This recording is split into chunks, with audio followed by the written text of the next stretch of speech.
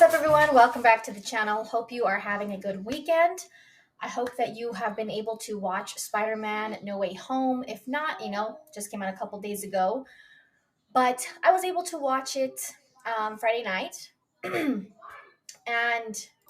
I definitely want to share my thoughts because this has obviously been one of the most highly anticipated movies of the year.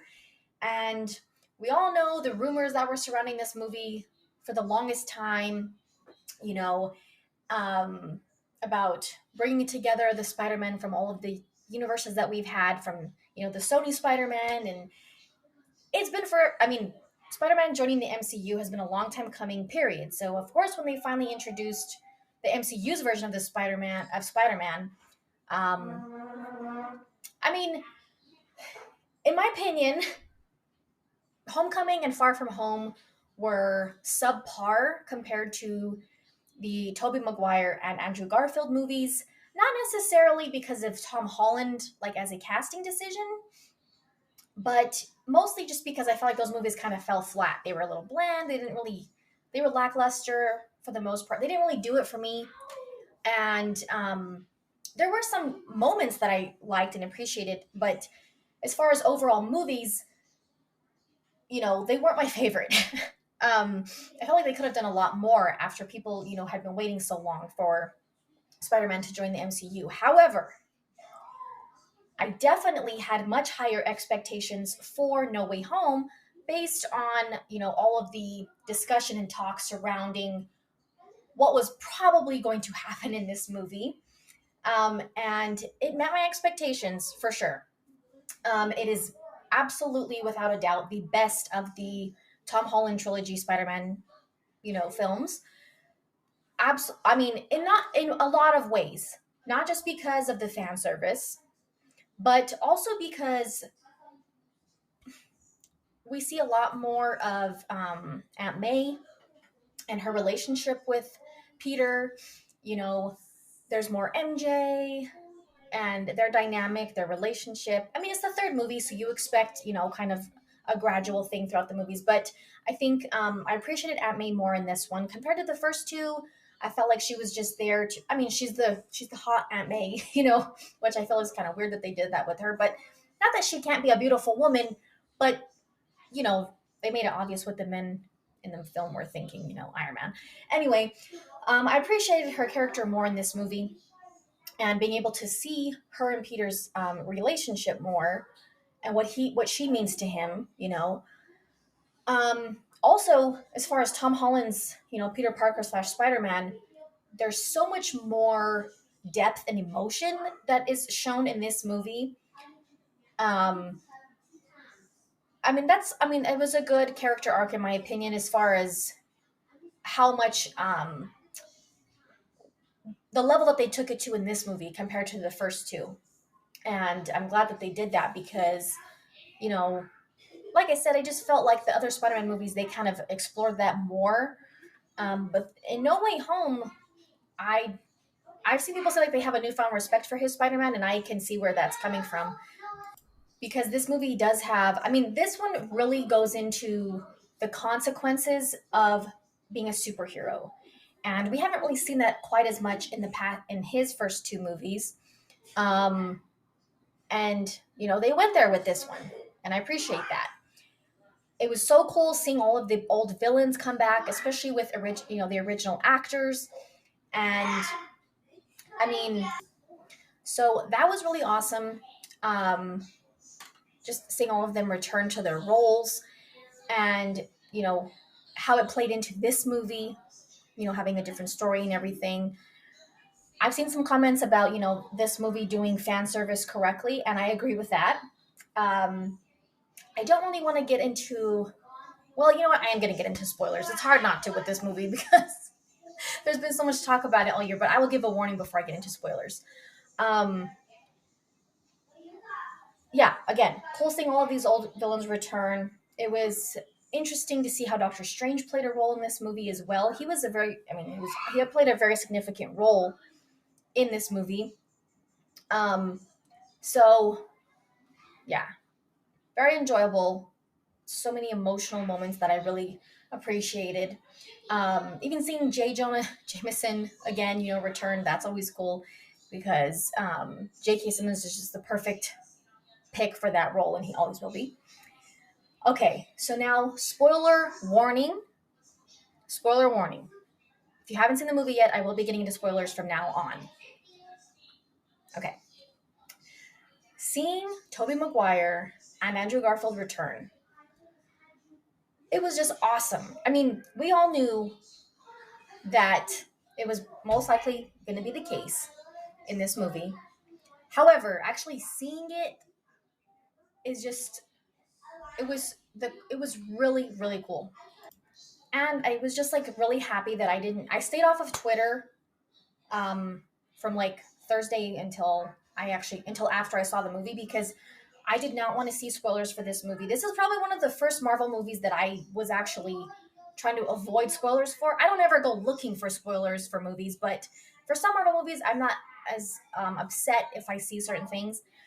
However, for this one, I really wanted to avoid spoilers because I love the Tobey Maguire Spider-Man movies. Third one I know has problems, but overall, I love those movies. Andrew Garfield movies I really liked. I haven't seen them as much, but I do really like them. I like him as Spider-Man. And I was just like really looking forward to seeing them come back and how it was going to play into the story and just seeing all of them together. I was, really interested. I was excited to see how much screen time they were going to have and just everything, like, I mean, it's been forever since we've seen them on screen. So many people have wanted a third installment to the Amazing Spider-Man movies. I would be happy to see that, and I would have been happy if they would have made a fourth Sam Raimi Tobey Maguire movie too. Like, even though the third one wasn't the best, but it still I don't think was terrible. So just so awesome to see them coming back. I really like how they showed them coming back, in the movie, how that worked out, how you know, MJ and Ned, how that happened. That was cool. Um, it was so awesome to see. Like, okay, at this moment in the movie, spoiler alert, Aunt May. This is around the time that Aunt May dies.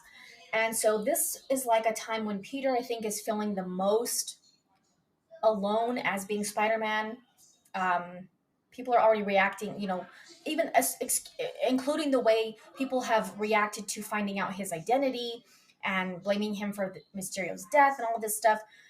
Um, he's feeling alone and like no one understands what he's going through. And now he's feeling the hard consequences of taking on the role of being a superhero.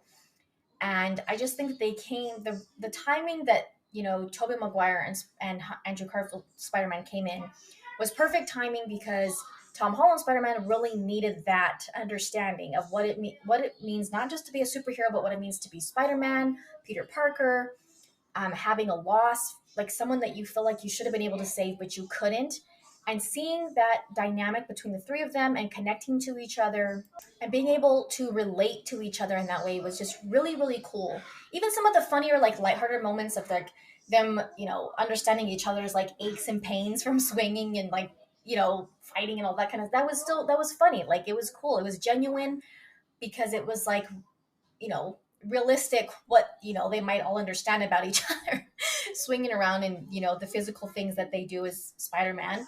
So and then seeing Tobey Maguire is like the older Spider-Man and he's a little bit more seasoned now and stuff like that, but just the deep emotional moments and Toby Spider-Man talking about losing Uncle Ben and Andrew Spider-Man talking about losing Gwen and Tom's Spider-Man realizing, because at first he's like, you don't understand what I'm going through. Don't even tell me you understand, which is a normal reaction when you're grieving.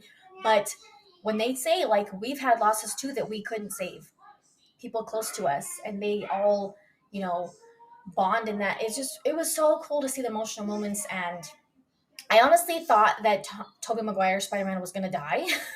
Like, I was scared, but I thought it was a possibility. Um, there was a moment that obviously you think he's going to, but I was glad that he didn't. Um, seeing Toby save Tom's Spider-Man from going through with killing Goblin. That was really like a deep moment as well. Um, I like the whole thing about like curing the villains, and obviously Green Goblin had to be the ultimate villain in this because, in my opinion, he's my favorite Spider-Man villain that we've seen on live action, and Doc Ock is like a close second. But I thought that was interesting. There were a couple of plot holes that I think I kind of was like questioning a little bit after the movie was over. The whole like the spell that Doctor Strange did, to make people forget about Peter Parker, not just him being Spider-Man, but being Peter Parker, like, MJ and Ned, forgetting that people know him as Peter Parker.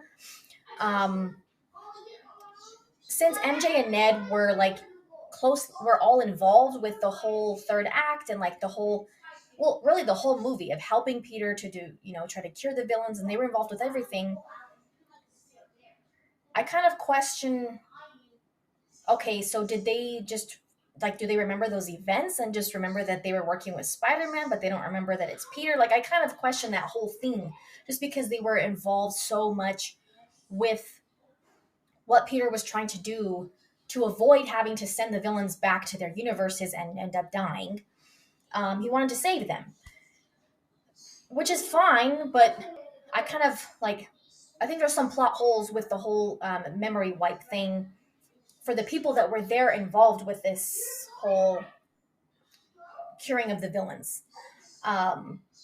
If they hadn't really been around as much, I wouldn't really think of it as a plot hole. But since they were there and witnessed everything that happened,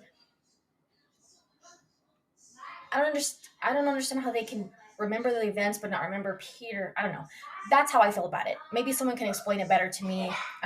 Sometimes I've only seen the movie once, so sometimes when you watch it again, you kind of pick up on different things and you notice things that you didn't notice before. Sometimes, you kind of realize explanations for certain things. But that was some of my initial questions after watching the movie. I definitely got teary-eyed in a lot of moments, especially when all three of them were together and when Aunt May died. Um, we got the, with great power comes great responsibility quote in this one. I thought the delivery was very good. It was emotional. It was good timing. So overall, all in all, it was awesome to see Andrew and Toby come back. All of the villains come back. I'm looking forward to the Doctor Strange Multiverse of Madness movie as well, because that's kind of where, opening up these other universes is also, that's kind of where his movie is getting into and opening up the multiverse. So, I really enjoyed it. And the emotional moments, like I said, I appreciated it a lot. So it was a big step up, in my opinion, from the first two Tom Holland Spider-Man movies. It has a lot more rewatchability, in my opinion, also. So it was just really cool to see all of them come back, and after all these years. Of course, it makes you one. Of course, now people are, the discussion is, can we please get another Andrew Garfield? Can we get another? But I don't really think that's going to happen. But it, of course, it makes people. That's what you want after you see them come back after all these years, But I think it was a big step up from the first two Tom Holland Spider-Man movies. So, yeah, let me know what you thought if you've seen the movie. And yeah, share your thoughts below. Thank you for watching. Check out the channel for any videos you might have missed and the links in the description. And thank you guys for watching. We'll see you next time.